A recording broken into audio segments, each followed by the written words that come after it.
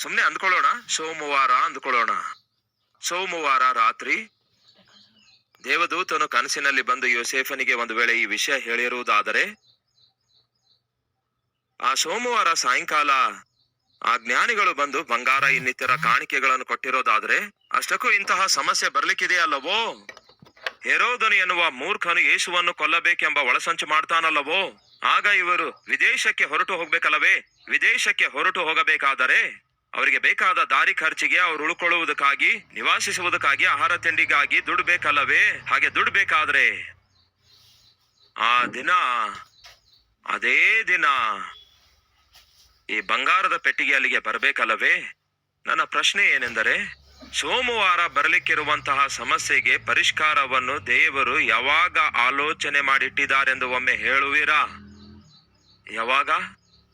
ಯಾವಾಗ ಹೇಳಿ?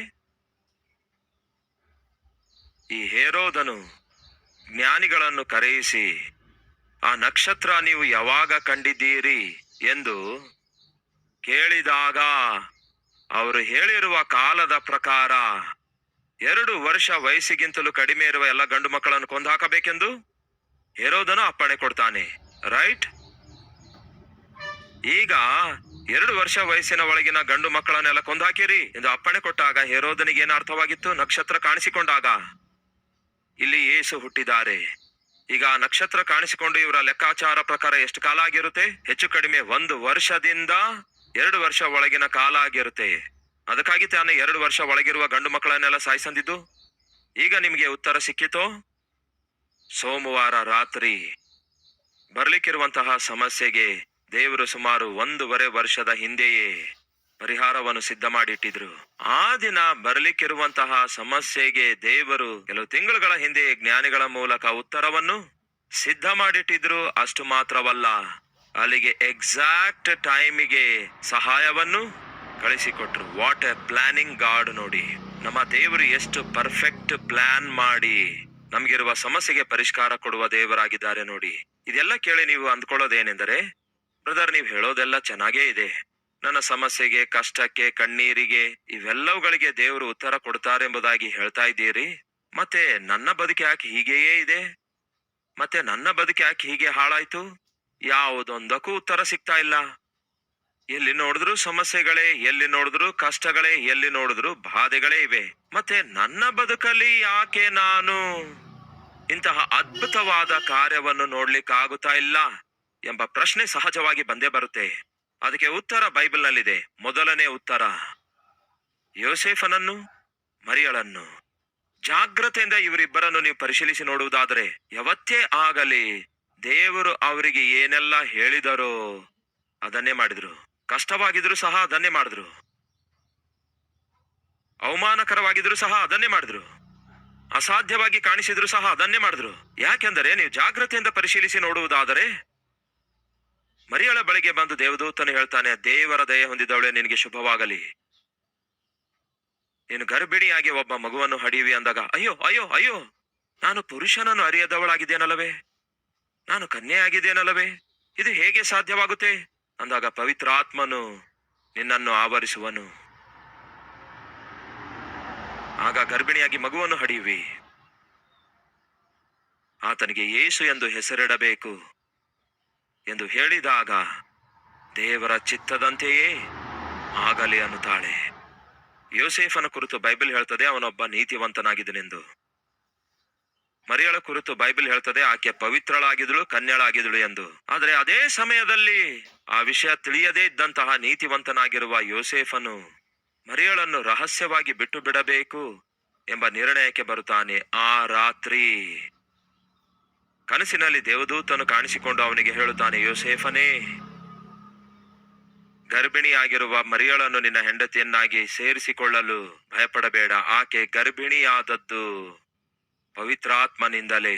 ಆಕೆ ಒಬ್ಬ ಮಗನನ್ನು ಹಡಿಯುವಳು, ಆತನಿಗೆ ಯೇಸು ಎಂದು ಹೆಸರಿಡಬೇಕು. ಯಾಕೆಂದರೆ ಆತನೇ ತನ್ನ ಪ್ರಜೆಗಳ ಪಾಪಗಳಿಂದ ಅವರನ್ನು ಬಿಡಿಸಿ ರಕ್ಷಿಸುವುದರಿಂದ ಯೇಸು ಎಂದು ಹೆಸರಿಡಬೇಕು. ಆಕೆಯನ್ನು ಸೇರಿಸಿಕೊಳ್ಳುವುದಕ್ಕಾಗಿ ನೀನು ಭಯಪಡಬೇಡ ಅನ್ನುತ್ತಾನೆ. ಅವನು ಭಯಪಡ್ತಾ ಇದ್ದ ಪ್ರಿಯರೇ, ಭಯಪಡಬೇಡ. ಆ ಮಾತು ಕೇಳಿದಂತಹ ಯೋಸೇಫನು, ಅಯ್ಯ, ನಿಮ್ಮ ಚಿತ್ತದಂತೆಯೇ ಆಗಲಿ ಅಂದ.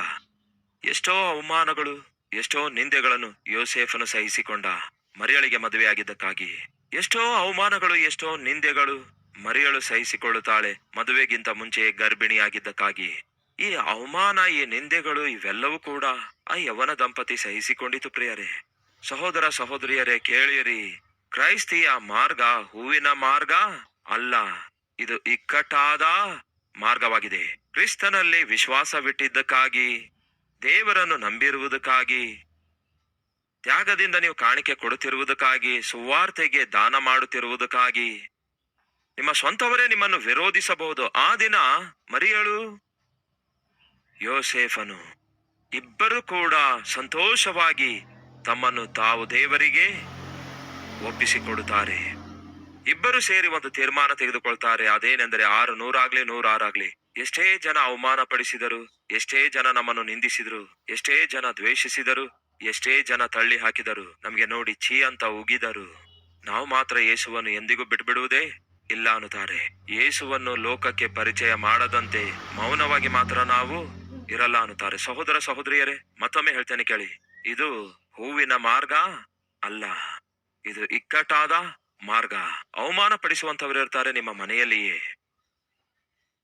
ವೇದನೆಗೊಳಿಸುವವರು ಇರ್ತಾರೆ ನಿಮ್ಮ ಬಂಧುಗಳಲ್ಲಿಯೇ, ಪರಿಹಾಸ ಮಾಡುವವರು ಇರ್ತಾರೆ ನಿಮ್ಮ ನೆಂಟರಲ್ಲಿಯೇ, ನಿಮ್ಮನ್ನು ತಳ್ಳಿ ಹಾಕುವವರು ಇರ್ತಾರೆ ನಿಮ್ಮ ಸಮುದಾಯದಲ್ಲಿಯೇ.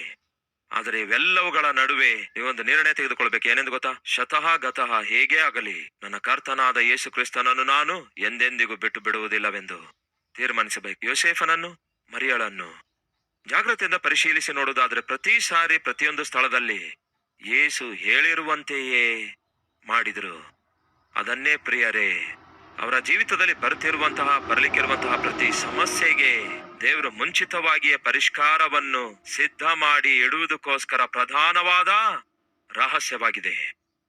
ಈ ದಿನ ನಿಮ್ಮ ಜೀವಿತದಲ್ಲಿ ಬರುತ್ತಿರುವಂತಹ ಸಮಸ್ಯೆಗಳಿಗೆ, ಕಷ್ಟ ನಷ್ಟಗಳಿಗೆ ಉತ್ತರ ಬರದೇ ಇರುವುದಾದ್ರೆ ಅದರ ನಿಮಿತ್ತ ದೇವರ ಮೇಲೆ ಗುಣಗುಟ್ಟಬೇಡಿ. ನಾವೇ ದೇವರ ಮಾತನ್ನು ಹೇಳ್ತಾ ಇಲ್ಲವೇನೋ? ದೇವರು ಮಾಡಂದಿದ್ದು ಒಂದು, ನಾವು ಮಾಡ್ತಿರೋದು ಇನ್ನೊಂದು. ಈ ಸಮಯದಲ್ಲಿ ಮತ್ತೊಂದು ಉದಾಹರಣೆ ಹೇಳ್ತೇನೆ, ಗಮನ ಕೊಟ್ಟು ಕೇಳಿ. ಏಲಿಯಾ, ಬರಗಾಲ ಬರ್ಲಿಕ್ಕಿದೆ, ಕಷ್ಟ ಬರ್ಲಿಕ್ಕಿದೆ, ಹೊಟ್ಟೆ ಹಸುವಿನಿಂದ ಬಳಲಿಕ್ಕಿದ್ದಿ, ಹಾಗಾಗಿ ನೀನು ನನ್ನ ಸೇವಕನಾಗಿದ್ದಿ, ನೀನಂದ್ರೆ ನನಗೆ ಬಹಳ ಇಷ್ಟ. ಈ ದೇಶದಲ್ಲಿ ಬೇರೆ ಯಾರೇ ಉಪವಾಸವಿರಲಿ, ಆದರೆ ನೀನು ಮಾತ್ರ ಉಪವಾಸ ಇರಬಾರದು. ಏಲಿಯಾ, ಕೆರೆತ ಹಳ್ಳದ ಬಳಿಗೆ ಹೋಗು, ಆ ಹಳ್ಳದ ನೀರನ್ನು ಕುಡಿ. ನಿನಗೆ ಆಹಾರ ತಂದು ಕೊಡಬೇಕೆಂದು ಕಾಗೆಗಳ ಗುಂಪಿಗೆ, ಕಾಗೆಗಳ ಸಮೂಹಕ್ಕೆ ಯಾವುದು ಕರೆಕ್ಟು? ನೀವು ಜಾಗ್ರತೆಯಿಂದ ಪರಿಶೀಲಿಸಿ ನೋಡಿ. 1ನೇ ಅರಸುಗಳು 17ನೇ ಅಧ್ಯಾಯ ವಚನ 2-3. ತರುವಾಯ ಯೆಹೋವನು ಎಲಿಯನಿಗೆ, ನೀನು ಈ ಸ್ಥಳವನ್ನು ಬಿಟ್ಟು ಪೂರ್ವ ದಿಕ್ಕಿಗೆ ಹೋಗಿ ಯೋರ್ದಾನ್ ಹೊಳೆಯ ಆಚೆಯಲ್ಲಿರುವ ಕೆರೆತ್ ಹಳ್ಳದಲ್ಲಿ ಅಡಗಿಕೋ. ಆ ಹಳ್ಳದ ನೀರು ನಿನಗೆ ಏನಂತೆ? ವೆಜಿಟೇರಿಯನೋ ನಾನ್ ವೆಜಿಟೇರಿಯನೋ, ಫುಲ್ ಮೀಲ್ಸೋ ಪ್ಲೇಟ್ ಮೀಲ್ಸೋ? ನಮ್ಮ ಕರ್ತನು ನಿಮ್ಗೇನಾದ್ರೂ ಕೊಡುವಾಗ ಸಂಪೂರ್ಣವಾಗಿಯೇ ಕೊಡ್ತಾರೆ ಹೊರತು ಅರ್ಧಮರ್ಧ ಕೊಡುವಂತಹ ದೇವರು ಅಲ್ಲವೇ ಅಲ್ಲ. ಮನುಷ್ಯರನ್ನು ನಂಬಿದ್ರೆ ಅರ್ಧಮರ್ಧ ಅವ್ರು ಕೊಡಬಹುದು, ಅಥವಾ ಕೆಟ್ಟ ಹೋಗಿರುವುದನ್ನು ಕೊಡಬಹುದು. ಕೆಲವು ಸಾರಿ ನಮ್ಮ ಮನೆಗಳಲ್ಲಿ ಸಾರು ಉಳ್ಕೊಳ್ತವೆ, ತಿನ್ನೋಣ ಅಂದ್ರೆ ಸ್ವಲ್ಪ ವಾಸನೆ ಬರುತ್ತೆ. ಮಗನೇ ತಕೊಂಡು ಹೋಗಿ ಅವರಿಗೆ ಕೊಡು ಅನ್ನುತ್ತಾಳೆ ಅಮ್ಮ. ಇಲ್ಲ ಅಂತೀರಾ ಅಂಥವ್ರು? ಅದು ಒಳ್ಳೆ ಪದ್ಧತಿ ಅಲ್ಲ. ಸಹೋದರ ಸಹೋದರಿಯರೇ, ದೇವರನ್ನು ನೋಡಿ. ಎಲಿಯನಿಗೆ ಹೇಳ್ತಿದ್ದಾರೆ, ಎಲಿಯಾ, ಕೆರೆತ ಹಳ್ಳದ ಬಳಿಗೆ ಹೋಗಿ ಇಳುಕೋ. ನಾನು ಕಾಗೆಗಳ ಸಮೂಹಗಳಿಗೆ ಹೇಳಿದ್ದೇನೆ, ನಿನ್ನನ್ನು ಪೋಷಿಸುವಂಥವರೆಲ್ಲರಿಗೆ ಹೇಳಿಬಿಟ್ಟಿದ್ದೇನೆ ನಿನ್ನನ್ನು ಪೋಷಿಸಬೇಕೆಂದು. ಉದಯದಲ್ಲಿಯೂ ಸಾಯಂಕಾಲದಲ್ಲಿಯೂ ರೊಟ್ಟಿ ಮಾಂಸ ಖಚಿತವಾಗಿ ತರಬೇಕೆಂದು. ಒಂದೇ ಕಾಗೆಗಳ ಗುಂಪಿಗಲ್ಲ, ಕಾಗೆಗಳ ಅನೇಕ ಸಮೂಹಗಳಿಗೆ ಎಂದು. ಹೀಗೆ ಎಷ್ಟು 100 ಕಾಗೆಗಳಿಗೆ ದೇವರು ಹೇಳಿದಾರೋ ಗೊತ್ತಿಲ್ಲ. ಏನೆಂದು? ನನ್ನ ಸೇವಕನಿಗೆ ಪೋಷಿಸು ಎಂದು. ರೈಟ್. ಒಂದು ವೇಳೆ ನಾನೇನಾದ್ರೂ ಎಲಿಯನ ಸ್ಥಾನದಲ್ಲಿ ಇದ್ದಿದ್ದೇ ಆದರೆ ದೇವರು ನನಗೆ ನೋಡಿ, ಯಾಕಪ್ಪ ಮೌನವಾಗಿದ್ದೆ? ಕೆರೆತ್ ಹಳ್ಳದ ಬಳಿಗೆ ಹೋಗಂದಿದ್ದೇನಲ್ಲವೇ ಅಂದಾಗ, ಏನಿಲ್ಲ ದೇವರೇ, ನನಗೆ ಅದೇನೋ ಕೆರೆತ ಹಳ್ಳ ಅಂದ್ರೆ ಇಷ್ಟ ಆಗಲ್ಲ ದೇವರೇ. ಯಾವುದು ಇಷ್ಟ ಆಗಲ್ಲ? ಕೆರೆತ ಹಳ್ಳದ ಲೊಕೇಶನ್ ಇಷ್ಟ ಆಗಲ್ಲ ದೇವರೇ. ಓಹೋ, ಇದು ಕೂಡ ಇದೆಯಾ ನಿನಗೆ? ಯೋರ್ದಾನ್ ಹೊಳೆ ಆಗಿದ್ರೆ ಚೆನ್ನಾಗಿರುತ್ತೆ ದೇವ್ರೆ. ನೀನು ಏನು ಅಂದ್ಕೊಳ್ಳಲ್ಲ ಅಂದ್ರೆ ಆ ಯೋರ್ದಾನ್ ಹೊಳೆ ಬಳಿಗೆ ಹೋಗಿ ಉಳ್ಕೊಳ್ತೇನೆ ದೇವ್ರೆ ಅಂದಾಗ ಆಗ ದೇವ್ರು ಹೇಳ್ತಾರೆ, ನಿನ್ನಿಷ್ಟ ಆಯ್ತು ಹೋಗು ಅಂದಾಗ ಈಗ ನಾನು ಕೆರೇತ ಹಳ್ಳದ ಬಳಿಗೆ ಹೋಗದಂತೆ ನನಗೆ ಇಷ್ಟ ಅಂದುಕೊಂಡು ಯೋರ್ದಾನ್ ಹೊಳೆಯ ಬಳಿಗೆ ಹೋಗಿ ಚೆನ್ನಾಗಿ ನೀರು ಕುಡಿದು ಚೆನ್ನಾಗಿ ಸ್ನಾನ ಮಾಡಿ ಕಾಗೆಗಳು ಹೋಗುವಾಗ ಈಗ ಯಾವ ಕಾಗೆ ಬರುತ್ತೆ ನನ್ನ ಬಳಿಗೆ ಎಂಬುದಾಗಿ ಆ ಕಾಗೆಗಳನ್ನು ನೋಡ್ತಾ ಇದ್ದೇನೆ. ಬರ್ತವೆ ಹೋಗ್ತವೆ, ಬರ್ತವೆ ಹೋಗ್ತವೆ, ಬರ್ತವೆ ಹೋಗ್ತವೆ, ಯಾವ ಕಾಗೆ ಏನೂ ತರಲಿಲ್ಲ. ಇದೇನು ಕಾಗೆಗಳ ಅನೇಕ ಸಮೂಹಗಳಿಗೆ ದೇವರು ಅಪ್ಪಣೆ ಕೊಟ್ಟಿದ್ದೇನೆಂದಿದ್ದಾರೆ, ಒಂದು ಕಾಗೆ ಏನು ತರ್ತಾ ಇಲ್ವಲ್ಲ ಎಂಬುದಾಗಿ ಮನಸ್ಸಲ್ಲಿ ಅಂದುಕೊಳ್ತಲೇ ಇದ್ದೆ. ಅಷ್ಟೊತ್ತಿಗೆ ರಾತ್ರಿ ಆಗ್ಬಿಡ್ತು. ಅಯ್ಯೋ, ಮರ್ತ್ ಹೋಗಿವಿ ಏನೋ ಕೆಲ್ಸಕ್ಕೆ ಬರದ ಕಾಗೆಗಳು, ಅವುಗಳಿಗೆ ಎತ್ಕೊಂಡು ಹೋಗೋದು ಬಿಟ್ರೆ ಕೊಡೋದೇನ್ ಗೊತ್ತು ಎಂದು ಅಂದುಕೊಂಡಿರುತ್ತೇನೆ. ಮರುದಿನ ಬಂದೇ ಬಿಟ್ಟಿತ್ತು, ಮತ್ತೆ ಕಾಗೆಗಳು ಬಂದುವು. ಅವುಗಳು ಕೂಡ ಆಹಾರಕ್ಕಾಗಿ ಹುಡುಕಾಡ್ತಾ ಇವೆ. ಮಧ್ಯಾಹ್ನ ಆಯ್ತು, ಸಾಯಂಕಾಲ ಆಯ್ತು, ಬಹಳ ಹೊಟ್ಟೆಯಲ್ಲಿ ಹಸಿವೆ ಆಗಿತ್ತು. ಹೊಟ್ಟೆ ಹಸಿವಿನಿಂದ ಬಳಲುತ್ತಿದ್ದೆ. ದೇವರೇ, ಏನಾಗಿ ಹೋದೆ ದೇವರೇ, ನನಗೆ ಪೋಷಿಸುತ್ತೇನಂದಿದ್ದೆ, ನನಗೆ ಯಾವ ಕೊರತೆ ಇಲ್ಲದಂತೆ ನೋಡಿಕೊಳ್ತೇನಂದೆ, ಕಾಗೆಗಳ ಸಮೂಹದ ಮೂಲಕ ಆಹಾರ ಕೊಡ್ತೇನಂದೆ, ಇದು ನಿನಗೆ ನ್ಯಾಯವೋ ದೇವರೇ? ಹೀಗೆ ಪ್ರಾರ್ಥಿಸುವಾಗ ದೇವರು ನೋಡ್ತಾ ಇರ್ತಾರೆ. 2 ದಿನ ಆಯ್ತು, 3 ದಿನ ಆಯ್ತು, ಆಹಾರ ತಿಂಡಿಯೇ ಇಲ್ಲ. ಪ್ರಾಯದ ಸಿಂಹಗಳಾದರೂ ಹಸುವೆಂದಿದ್ದರೂ ಇದ್ದಾವು. ನಿನ್ನಲ್ಲಿ ಭಯಭಕ್ತಿ ಉಳ್ಳವರಿಗೆ ಯಾವ ಕೊರತೆ ಇಲ್ಲದಂತೆ ಮಾಡ್ತೇನಂದಿದೆಯಲ್ಲ ದೇವರೇ, ಕೊನೆಗೆ ಯಾಕೆ ನನ್ನ ಬದುಕಿ ಹೀಗೆ ಮಾಡಿದೆ ಎಂದು ಎಷ್ಟೇ ಆತ್ರೂ ಸಹ, ಎಷ್ಟೇ ಡೈಲಾಗ್ಸ್ ಹೊಡೆದ್ರು ಸಹ ದೇವರು ನೋಡ್ತಾ ಇರ್ತಾರೆ. ಯಾಕೆ ಹಾಗೆ ನೋಡ್ತಾ ಇರ್ತಿ ದೇವ್ರೆ, ನನಗೇನ್ ಮಾಡನತಿ? ಅಲ್ಲಿ ಸ್ಟಾಕ್ ಎಲ್ಲ ಬಂದು ಬೀಳ್ತಾ ಇದೆ. ಎಲ್ಲಿ ಬೀಳ್ತಾ ಇದೆ ಸ್ಟಾಕ್? ಮೊದಲು ದೇವರು ಯಾವ ಅಡ್ರೆಸ್ ಕೊಟ್ಟಿದ್ರು? ಕಾಗೆಗಳ ಸಮೂಹಕ್ಕೆ ಅಡ್ರೆಸ್ ಕೊಟ್ಟಿದ್ರು. ಯಾವ ಅಡ್ರೆಸ್ಸು? ಕೆರೆತ ಹಳ್ಳ. ಆದ್ರೆ ನಮ್ಮ ಬ್ರದರ್ ಎಲ್ಲಿದ್ದಾರೆ? ಸತೀಶ್ ಬ್ರದರ್ ಅವ್ರಿ ಎಲ್ಲಿದ್ದಾರೆ? ಯೋರ್ದಾನ್ ಹೊಳೆ ಚೆನ್ನಾಗಿದೆ ಅಂತ ಅಲ್ಲಿದ್ರು. ಈಗ ಯೋರ್ದಾನ್ ಹೊಳೆಯ ಬಳಿಯಲ್ಲಿರುವ ನಾನು ಕೆರೆತ ಹಳ್ಳದ ಬಳಿಯಲ್ಲಿರುವ ಸಮೃದ್ಧಿ ಹೇಗೆ ಹೊಂದಿಕೊಳ್ಳಲಿಕ್ಕಾಗುತ್ತೆ ಹೇಳಿ? ಈಗ ನಿಮ್ಗೇನಾದ್ರೂ ಅರ್ಥ ಆಯ್ತಾ? ಏನ್ ಅರ್ಥವಾಯ್ತು ಹೇಳಿ? ಯಾಕೆ ನಮ್ಮ ಜೀವಿತದಲ್ಲಿ ನಾವು ಆಶಿಸಿದ್ದನ್ನು ಹೊಂದಿಕೊಳ್ಳಲಿಕ್ಕಾಗುತ್ತಾ ಇಲ್ಲ ಗೊತ್ತಾ? ಕಾರಣ ಗೊತ್ತಾ? ದೇವರು ಹೇಳಿದೊಂದು, ನಾವು ಮಾಡ್ತಿರೋದಿನ್ನೊಂದು. ದೇವ್ರು ಹೋಗು ಅಂತ ಹೇಳಿದ್ದು ಒಂದು ಸ್ಥಳಕ್ಕೆ, ನಾವು ಹೋಗಿರೋದೇನೋ ಇನ್ನೊಂದು ಸ್ಥಳಕ್ಕೆ. ನಿಮ್ಮ ಮಗಳಿಗೆ ಆ ಸಂಬಂಧ ಸೆಟ್ ಆಗಲ್ಲ ಎಂದು ದೇವ್ರು ಹೇಳಿದ್ದಾರೆ. ನಮ್ಮ ಕುಲ, ನಮ್ಮ ಪ್ರಾಂತ್ಯ, ನಮ್ಮ ವರದಕ್ಷಿಣೆ ಅಂದುಕೊಂಡು ಅವರಿಗೆ ಕೊಟ್ಟು ಮದುವೆ ಮಾಡಿದ್ರಿ. ಈ ದಿನ ನರಕ ಯಾತನೆ ಅನುಭವಿಸ್ತಿದ್ದಾರೆ. ಇದೇನು ದೇವರೇ, ನಮಗೆ ಇಂತಹ ಸೊಸೆಯನ್ನು ಕೊಟ್ರಿ? ದೇವ್ರು ಕೊಟ್ಟಿದಾರೋ? ನೀವೇ ಎಷ್ಟೋ ಕೋರಿಕೊಂಡು ತಂದ್ಕೊಂಡಿದ್ದೀರಿ. ಸಹೋದರರೇ, ಸಹೋದರಿಯರೇ, ದಯವಿಟ್ಟು ಗಮನಿಸಿರಿ. ಏಲಿಯನಿಗೆ ಅಗತ್ಯತೆ ಉಂಟಾಗುವ ಮುಂಚೆಯೇ, ಏಲಿಯನಿಗೆ ಹಸುವೆ ಉಂಟಾಗುವುದಕ್ಕಿಂತ ಮುಂಚೆಯೇ ದೇವರು ಅವನಿಗೆ ಬರಲಿಕ್ಕಿರುವ ಅವಶ್ಯಕತೆಯನ್ನು ಮುಂಚಿತವಾಗಿಯೇ ತೀರಿಸಿಬಿಟ್ಟಿದ್ರು. ಕಾಗೆಗಳಿಗೂ ಕಾಗೆಗಳ ಸಮೂಹಗಳಿಗೂ ಮುಂಚಿತವಾಗಿ ಆಜ್ಞಾಪಿಸುತ್ತಾರೆ. ಅಡ್ರೆಸ್ ಕೂಡ ಕಾಗೆಗಳಿಗೆ ಕೊಟ್ಟಿದ್ದಾರೆ. ಟೈಮಿಂಗ್ ಕೂಡ ಫಿಕ್ಸ್ ಮಾಡಿ ಕೊಟ್ರು. ಆ ಟೈಮ್ ಪ್ರಕಾರ ಕಾಗೆಗಳ ಸಮೂಹಗಳು ಬಂದು ರೊಟ್ಟಿ ತಂದು ಕೊಡ್ತೀವಿ, ಮಾಂಸ ತಂದು ಕೊಡ್ತೀವಿ. ನೀವು ಆ ಸ್ಥಳದಲ್ಲಿ ಇಲ್ಲದೇ ಇರುವುದಾದ್ರೆ ಅದು ನಿಮ್ಮ ಕರ್ಮ. ಹೀಗೆ ಈ ದಿನ ನಮ್ಮಲ್ಲಿ ಅನೇಕರು, ದೇವರು ಸಮೃದ್ಧಿಯಾಗಿ ನಿಮಗೋಸ್ಕರ ನನಗೋಸ್ಕರ ಎಲ್ಲವನ್ನು ಏರ್ಪಡಿಸಿ ಸಿದ್ಧ ಮಾಡಿಟ್ಟಾರೆ. ದೇವರ ಚಿತ್ತಕ್ಕೆ ವಿರುದ್ಧವಾಗಿ ನೀವು ಜೀವಿಸಿ ಈ ದಿನ ಅನಾಥರಾಗಿ ಉಳಿದುಕೊಂಡಿದ್ದೀರಿ. ಹೊಟ್ಟೆಯ ಹಸಿವಿನಿಂದ ಬಳಲುತ್ತಿದ್ದೀರಿ.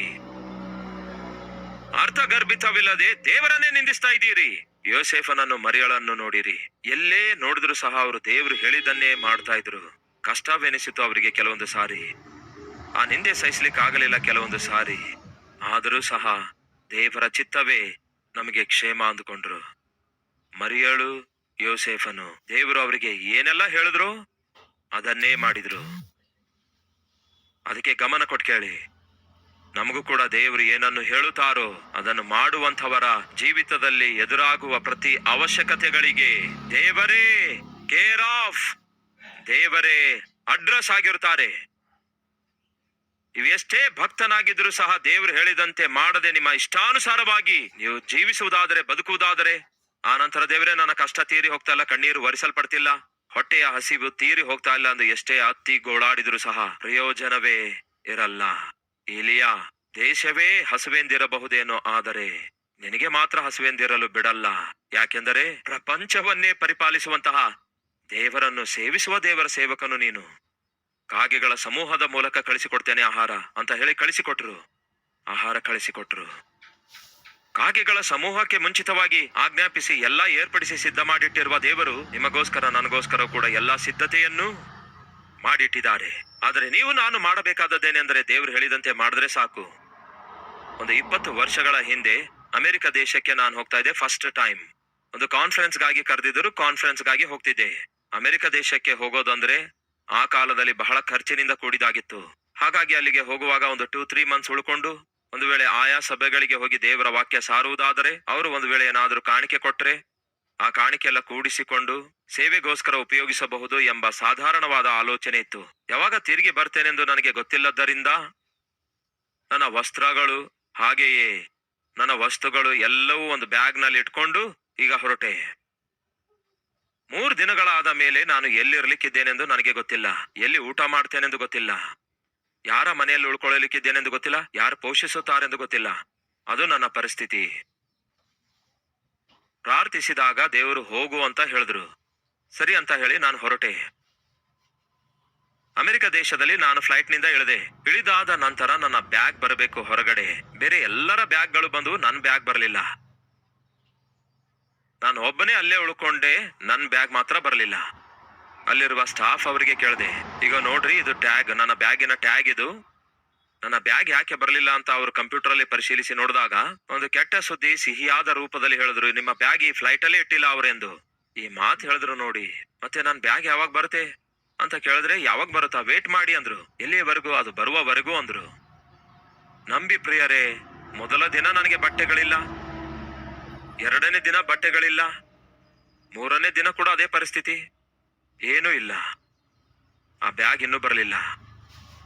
ಮೊದಲ ದಿವಸ ಫ್ಲೈಟ್ ಅವರಿಗೆ ಫೋನ್ ಮಾಡಿದೆ, ಬ್ಯಾಗ್ ಏನಾದ್ರೂ ಬಂದಿದೆಯಾ ಎಂದು. ಬರ್ಲಿಲ್ಲ ಅಂದ್ರು. $100 ನಿಮಗೆ ದಂಡದ ರೂಪದಲ್ಲಿ ಕೊಡ್ತೇವೆ ಅಂತ ಅವ್ರು ಹೇಳಿದ್ರು. ನಿಮ್ಮ $100 ಯಾರಿಗೆ ಬೇಕು, ನನ್ನ ಬ್ಯಾಗ್ ನಾನು ಕೊಡಿ ಅಂದೆ. ಅದು ಬರ್ದಿದ್ರೆ ನಾವೇನ್ ಮಾಡ್ಲಿಕ್ಕಾಗುತ್ತೆ ಅಂದ್ರು. 2ನೇ ದಿನ ಫೋನ್ ಮಾಡಿದೆ, ಬ್ಯಾಗ್ ಬಂತಾ ಎಂದು. ಫೋನ್ ಮಾಡಿ ಬ್ಯಾಗ್ ಬಂತಾ ಅಂತ ಕೇಳಿದೆ, ಬಂದಿಲ್ಲ ಅಂದ್ರು. ಮತ್ತೆ ನನ್ನ ಬ್ಯಾಗ್ ಬರದಿದ್ರೆ ಏನ್ ಮಾಡನ್ನುತ್ತೀರಿ, ನನ್ನ ಬಟ್ಟೆ ಎಲ್ಲ ಅದರಲ್ಲೇ ಇವೆ. ಆಗ ಅವರು ಅಂದ್ರು, ಇನ್ನೊಂದು $100 ಕೊಡ್ತೇವೆ ಅಂದ್ರು. ಆ $100 ಇಂದ ಕೊಂಡ್ಕೊಳ್ಳಿ ಎಂದು. ಹೀಗೆ $100 ಕೊಡ್ತೇನೆ ಅಂತ ಹೇಳಿದ್ರು. ನಿಮ್ಮ ಡಾಲರ್ಸ್ ನನಗೆ ಬೇಡ, ಆದ್ರೆ ನನ್ನ ಬ್ಯಾಗ್ ನನಗೆ ತರಿಸಿಕೊಡಿ ಪ್ಲೀಸ್ ರೀ ಎಂಬುದಾಗಿ ಬೇಡಿಕೊಳ್ಳಲು ಆರಂಭಿಸಿದೆ. 3ನೇ ದಿವಸ ಫೋನ್ ಮಾಡಿದೆ, ಬ್ಯಾಗ್ ಬಂತಾ ಎಂದು ಕೇಳಿದೆ. ಇನ್ನೂ ಬಂದಿಲ್ಲ ಅಂದ್ರು. ಆದ್ರೆ ಈ ದಿನ ಇನ್ನೊಂದು $100 ಕೊಡ್ತೇವೆ ಅಂದ್ರು. ನಿಮ್ಮ ದುಡ್ಡು ಯಾರಿಗೆ ಬೇಕು, ನಿಮ್ಮ ದುಡ್ಡು ನನಗೆ ಬೇಕಾಗಿಲ್ಲ, ನನ್ನ ಬ್ಯಾಗ್ ತರಿಸಿಕೊಡಿ ಎಂದು ಸ್ವಲ್ಪ ಜೋರಾಗಿ ಮಾತಾಡಿದೆ. ಅವರಿಗೆ ಡೌಟ್ ಬಂದು, ಬ್ಯಾಗ್ ಅಂತ ಇಷ್ಟು ಮೊರೆ ಇಡ್ತಿದ್ದೀರಲ್ಲವೇ, ಅಷ್ಟಕ್ಕೂ ಆ ಬ್ಯಾಗ್ ಅಲ್ಲಿ ಅಷ್ಟು ಬೆಲೆ ಉಳ್ಳೋದು ಏನಿದೆ ಅಂತ ಕೇಳಿದ್ರು. ಆಗ ಹೇಳಿದೆ, ನನ್ನ ಬೈಬಲ್ ಆ ಬ್ಯಾಗ್ ಅಲ್ಲಿ ಇದೆ ಅಂದೆ. ನನಗೆ ನನ್ನ ಬೈಬಲ್ ಬೇಕು ಎಂಬುದಾಗಿ ಅವರಿಗೆ ಹೇಳಿದೆ. ನಿಮ್ಮ ದುಡ್ಡು ನನಗೆ ಬೇಡ, ಒಂದು ವೇಳೆ ಆ ಬ್ಯಾಗ್ ನನಗೆ ಕೊಡದಿದ್ರು ಪರವಾಗಿಲ್ಲ, ನನ್ನ ಬೈಬಲ್ ಅದರಲ್ಲಿದೆ, ನನಗೆ ನನ್ನ ಬೈಬಲ್ ಬೇಕು ಅಂದೆ. ಸ್ವಲ್ಪ ಇರಿ ಅಂತ ಹೇಳಿ ಪಕ್ಕದವರಿಗೆ ಕರೆದ್ರು. ಅವರು, ಇವ್ರು ಯಾರೆಂದು ನೋಡ್ರಿ, ದುಡ್ಡು ನನಗೆ ಬೇಡ ಆದ್ರೆ ಬೈಬಲ್ ಬೇಕನ್ನುತ್ತಿದ್ದಾರೆ, ಇವ್ರ ಸಂಗತಿ ನೋಡಿ ಅಂತ ಪಕ್ಕದವ್ರಿಗೆ ಹೇಳಿದ್ರು. ಆ ಪಕ್ಕದ ವ್ಯಕ್ತಿ ಬಂದು ಮಾತಾಡ್ದ, ನಿಮ್ಮ ಸ್ಟೋರಿ ಏನು ಹೇಳಿ ಅಂದಾಗ ಎಲ್ಲ ಮೊದಲಿನಿಂದ ಹೇಳಿದೆ. ಅದೆಲ್ಲ ಕೇಳಿದ ನಂತರ, ಅದರಲ್ಲಿ ಏನಿದೆ, ನಿಮಗೆ $300 ಕೊಡ್ತಾರೆ, ಆ $300 ನಿಂದ ನಿಮ್ಗೆ ಬೇಕಾದ ಬಟ್ಟೆ ನೀವು ಕೊಂಡ್ಕೊಳ್ರಿ ಅಂದಾಗ ಮತ್ತೆ ಡಾಲರ್ಸ್ ದುಡ್ಡು ಕುರಿತಾಗಿ ದಯವಿಟ್ಟು ಮಾತಾಡಬೇಡಿ ಅಂದೆ. ನನಗೆ ನನ್ನ ಬ್ಯಾಗ್ ಆದ್ರೂ ಕೊಡಿ, ಬ್ಯಾಗ್ ಅಲ್ಲಿರುವ ಬೈಬಲ್ ಆದ್ರೂ ಕೊಡಿ ಅಂದೆ. ನಿಮ್ಮ ದುಡ್ಡು ಬೇಕಾಗಿಲ್ಲ, ನನ್ನ ಬೈಬಲ್ ಕೊಟ್ರೆ ಸಾಕು ಅಂದೆ. ಆಗ ಆ ವ್ಯಕ್ತಿ ಹೇಳ್ತಾನೆ, ಸಾಯಂಕಾಲ ನೀವು ಇರುವಲ್ಲಿ ನಾನು ಬಂದು ನಿಮಗೆ ಭೇಟಿ ಆಗ್ಬೋದಾ ಅಂದ. ಯಾಕೆ ಅಂತ ಕೇಳಿದೆ. ಸುಮ್ನೆ ಬಂದು ನೋಡ್ತೇನೆ ಅಂದ.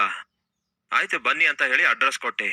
ಸಾಯಂಕಾಲ ಆತ ಬಂದ, ನೋಡಿದ, ಚೆನ್ನಾಗಿ ಮಾತಾಡಿಸಿದ. ಕೊನೆಗೆ ಅವರಿಗೆ ಕೇಳಿದೆ, ಯಾಕೆ ನನಗೆ ಬಂದು ಭೇಟಿ ಆಗ್ಬೇಕಂದಿದ್ದೀರಿ ಅಂದಾಗ ಅವ್ರು ಹೇಳಿದ್ರು, ಏನಿಲ್ಲ, ಅಮೆರಿಕ ದೇಶಕ್ಕೆ ಬಹಳಷ್ಟು ಜನ ಬರ್ತಾರೆ. ಸಾಧಾರಣವಾಗಿ ಬರುವಂತವರು ದುಡ್ಡಿಗೋಸ್ಕರವೇ, ಅಂದ್ರೆ ಸೇವೆಯಲ್ಲಿರುವ ಅವಶ್ಯಕತೆ ತೀರಿಸಿಕೊಳ್ಳುವುದಕ್ಕಾಗಿ ಸಾಧಾರಣವಾಗಿ ಅಲ್ಲಿ ಕಾಣಿಕೆಗೋಸ್ಕರ ದುಡ್ಡಿಗೋಸ್ಕರವೇ ಬರ್ತಾರೆ.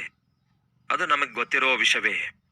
ಫಸ್ಟ್ ಟೈಮ್ ನನ್ನ ಜೀವಿತದಲ್ಲೇ ಈ ಮಾತು ಕೇಳಿದ್ದೇನೆ. ದುಡ್ಡು, ನಿಮ್ಮ ಡಾಲರ್ಗಳು ನನಗೆ ಬೇಡ, ನನ್ನ ಬೈಬಲ್ ನನಗೆ ಬೇಕು ಎಂದು ಹೇಳಿದ ವ್ಯಕ್ತಿ ಆದ ನಿಮ್ಮ ಬಗ್ಗೆ ಫಸ್ಟ್ ಟೈಮ್ ಕೇಳಿದೆ. ಅದಕ್ಕಾಗಿಯೇ ನಿಮ್ಗೆ ಭೇಟಿ ಆಗ್ಬೇಕು ಅನಿಸಿತು ಎಂದು ಹೇಳುತ್ತಾ, ಈಗ ನಿಮ್ಮ ಬ್ಯಾಗ್ ಬಂದಿದೆ ಅಂತ ಹೇಳಿ ಆ ಬ್ಯಾಗ್ ತಂದು ನನ್ನ ಮುಂದಿಟ್ರು. ಬ್ಯಾಗ್ ಕೂಡ ಬಂತು, ಅವರು ಕೂಡ ಬಂದ್ರು. ಬಹಳ ಸಂತೋಷ, ನನ್ನ ಬ್ಯಾಗ್ ತಂದು ಕೊಟ್ಟಿದ್ದೀರಿ ಅಂತ ಹೇಳಿ ಅವ್ರ ಬಗ್ಗೆ ಬಹಳ ಹ್ಯಾಪಿ ಆದೆ. ಆದರೆ ನಾಳೆಯಿಂದ ನಾನು ಎಲ್ಲಿರ್ಲಿಕ್ಕಿದ್ದೇನೆ ಗೊತ್ತಿಲ್ಲ, ಯಾರು ಪೋಷಿಸಲಿಕ್ಕಿದ್ದಾರೆ ಗೊತ್ತಿಲ್ಲ, ನನಗೆ ಯಾರು ನೋಡಿಕೊಳ್ತಾರೆ ಎಂಬುದಾಗಿ ಇವೆಲ್ಲ ಒಂದು ದೊಡ್ಡ ಪ್ರಶ್ನೆಯಾಗಿದ್ವು ನನಗೆ. ಆ ವ್ಯಕ್ತಿ ನನಗೆ ಒಂದು ಮಾತನ್ನು ಹೇಳ್ದ, ಆ ವ್ಯಕ್ತಿಗೆ ನನ್ನ ಸಂಗತಿ ಏನು ಹೇಳಲಿಲ್ಲ, ಈ 3 ದಿನದ ಸಂಗತಿ ಏನು ಹೇಳಿಲ್ಲ. ನನ್ನ ಬಗ್ಗೆ ಕೇಳಿದ ನಂತರ ಅವರೊಂದು ಮಾತು ಹೇಳಿದ್ರು, ನೀವೇನು ಅಂದ್ಕೊಳ್ಳಲ್ಲ ಅಂದ್ರೆ ನನ್ನದೊಂದು ರಿಕ್ವೆಸ್ಟ್ ಎಂದು ಹೇಳ್ದ. ಏನು ಹೇಳಿ ಅಂದೆ. ನೀವೇನು ಅಂದ್ಕೊಳ್ಳಲ್ಲ ಅಂದ್ರೆ ನೀವು ಬಂದು ನನ್ನ ಮನೆಯಲ್ಲಿ ಉಳ್ಕೊಳ್ಳುವೀರಾ ಅಂದ. ಏನಂದ್ರಿ? ನೀವು ಏನು ಅಂದ್ಕೊಳ್ಳಲ್ಲ ಅಂದ್ರೆ ನೀವು ಬಂದು ನನ್ನ ಮನೆಯಲ್ಲಿ ಉಳ್ಕೊಳ್ಳುವೀರಾ? ಎಷ್ಟು ಕಾಲ ನೀವು ಅಮೆರಿಕ ದೇಶದಲ್ಲಿ ಇರ್ಬೇಕಂದ್ಕೊಂಡಿದ್ದೀರೋ ಅಷ್ಟು ಕಾಲದವರೆಗೂ ದಯವಿಟ್ಟು ನನ್ನ ಮನೆಯಲ್ಲಿ ಉಳ್ಕೊಳ್ಳಿರಿ ಅಂದ. ನಾವೇ ಚೆನ್ನಾಗಿ ಅಡಿಗೆ ಮಾಡಿ ಹಾಕ್ತೇವೆ, ನಿಮಗೆ ನಮ್ಮ ಮನೆಯಲ್ಲಿ ಮಲಗಿಕೊಡ್ರಿ. ನೀವು ಎಲ್ಲಿಗೆ ಕರ್ಕೊಂಡು ಹೋಗಂದ್ರೆ ನಿಮ್ಮನ್ನು ನಾನೇ ಕರ್ಕೊಂಡು ಹೋಗ್ತೇನೆ. ಯಾವ ಸಭೆಗೆ ಕರ್ಕೊಂಡು ಹೋಗಂದ್ರೆ ಆ ಸಭೆಗೆ ಕರ್ಕೊಂಡು ಹೋಗ್ತೇನೆ. ದಯವಿಟ್ಟು ನನಗೆ ಈ ಅವಕಾಶ ಕೊಡ್ರಿ ಅಂದ. ನೀವು ಎಂದೇ ಆಗಲಿ ಈ ಪಟ್ಟಣಕ್ಕೆ ಬಂದಾಗ ನನಗೊಂದು ಫೋನ್ ಕಾಲ್ ಮಾಡಿ ಸಾಕು, ನಾನೇ ಬಂದು ಏರ್ಪೋರ್ಟ್ ನಲ್ಲಿ ನಿಮ್ಗೆ ರಿಸೀವ್ ಮಾಡಿಕೊಳ್ತೇನೆ, ನನ್ನ ಮನೆಗೆ ನಿಮ್ಮನ್ನು ಕರೆದೊಯ್ತೇನೆ ಅಂದ. ಕೇಳಿ ಸಹೋದರ ಸಹೋದರಿಯರೇ, ಆರಂಭದ 3 ದಿನ ಮಾತ್ರ ನಾನು ಅಲ್ಲಿ ಉಳ್ಕೊಳ್ಬೇಕಿತ್ತು. ನಂತರ ಎಲ್ಲಿ ಉಳ್ಕೊಳ್ಬೇಕೆಂದು ಗೊತ್ತಿರಲಿಲ್ಲ. ಆದ್ರೆ ದೇವರು ಏರ್ಪೋರ್ಟ್ ನಿಂದಲೇ ಒಬ್ಬ ಮನುಷ್ಯನನ್ನು ನಾನಿರುವ ಸ್ಥಳಕ್ಕೆ ಕಳಿಸಿ ಅಲ್ಲಿಂದ ಅದೇ ದಿನ ಸಾಯಂಕಾಲ ನನ್ನನ್ನು ಕರೆದುಕೊಂಡು ಹೋದ. ಹಾಗಾಗಿ ದಯವಿಟ್ಟು ಕೇಳ್ರಿ, ನನಗೆ ಬರ್ಲಿಕ್ಕಿರುವ ಅವಶ್ಯಕತೆ ಆಪತ್ತು ಏನೆಂದು ನನಗಿಂತ ಮುಂಚೆ ತಿಳಿದುಕೊಂಡ ದೇವರು ಏನ್ ಮಾಡಿದ್ರು, ಒಬ್ಬ ವ್ಯಕ್ತಿಯನ್ನು ಏರ್ಪಡಿಸಿ ಸಿದ್ಧ ಮಾಡಿ ಇಟ್ಟಿದ್ರು. ಕೇವಲ ಅವಾಗ ಮಾತ್ರ ಅಲ್ಲ, ನಾನು ಎಂದೇ ಆಗಲಿ ಆ ಪಟ್ಟಣಕ್ಕೆ ಹೋಗುವಾಗ ಆ ವ್ಯಕ್ತಿಯೇ ಬಂದು ಮನೆಗೆ ಕರೆದೊಯ್ಯುತ್ತಾನೆ. ಫೋನ್ ಮಾಡಿದ್ರೆ ಸಾಕು, ಏರ್ಪೋರ್ಟ್ಗೆ ಬಂದು ಕರೆದೊಯ್ಯುತ್ತಾನೆ. ನಾನು ಪ್ರಕಟಿಸುವಂತಹ ದೇವರು ನಮ್ಮ ಜೀವಿತ ಪ್ರಯಾಣದಲ್ಲಿ ನಾವು ಎದುರಿಸಲಿಕ್ಕಿರುವಂತಹ ಪ್ರತಿ ಸಮಸ್ಯೆಗೆ ಪರಿಷ್ಕಾರವನ್ನು ಮುಂಚಿತವಾಗಿಯೇ ಸಿದ್ಧ ಮಾಡಿ ಇಟ್ಟಿರುವಂತಹ ದೇವರಾಗಿದ್ದಾರೆ. ಮತ್ತೆ ಇಂತಹ ಅದ್ಭುತನಾದ ದೇವರ ಆಶ್ಚರ್ಯಕರವಾದ ಆಶೀರ್ವಾದಗಳನ್ನು ನಾವು ಅನುಭವಿಸಬೇಕಾದ್ರೆ ಏನ್ ಮಾಡಬೇಕು? ದೇವರು ಹೇಳಿದ ಪ್ರಕಾರವೇ ಮಾಡಬೇಕು. ಆತನು ಆಶಿಸುವ ಪ್ರಕಾರವೇ ಜೀವಿಸಬೇಕು. ಆತನಿಗೆ ದುಃಖಪಡಿಸುವಂತಹ, ಆತನ ಮನಸ್ಸು ನೋಯಿಸುವಂತಹ, ಆತನಿಂದ ದೂರ ಮಾಡುವಂತಹ, ಆತನಿಗೆ ಬೇಸರಗೊಳಿಸುವಂತಹ ಯಾವುದು ಕೂಡ ನಮ್ಮ ಜೀವಿತದಲ್ಲಿ ನಡೆಯಲಾರದಂತೆ ಆತನಿಗೆ ಸಂತೋಷ ಪಡಿಸುವಂತಹ ಆತನ ಮಕ್ಕಳಾಗಿ ಜೀವಿಸುವುದಾದರೆ ಈ ಲೋಕದಲ್ಲಿ ಯಾವ ಕೊರತೆ ಆತನು ನಮಗೆ ಬರಗೊಡಿಸುವುದಿಲ್ಲ. ಇದನ್ನು ನಂಬುವವರಿರೋದಾದ್ರೆ ನನ್ನೊಂದಿಗೆ ಸೇರಿ ಪ್ರಾರ್ಥಿಸುವಿರಾ?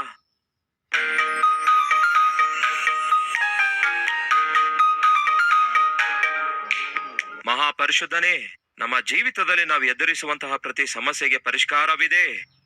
ಹೇಗೆ ಎಂದು ಈ ಸಂದೇಶದ ಮೂಲಕ ತಿಳಿದುಕೊಂಡಿದ್ದೇವೆ.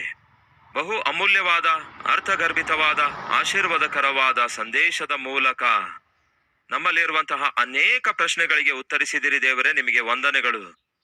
ನೀವು ಸಮಯಾನುಸಾರವಾಗಿ ಪ್ರತಿಸ್ಪಂದಿಸುವ ದೇವರಾಗಿದ್ದೀರಿ ಹೊರತು ಆಲಸ್ಯ ಮಾಡುವಂತಹ ದೇವರು ಅಲ್ವೇ ಅಲ್ಲ.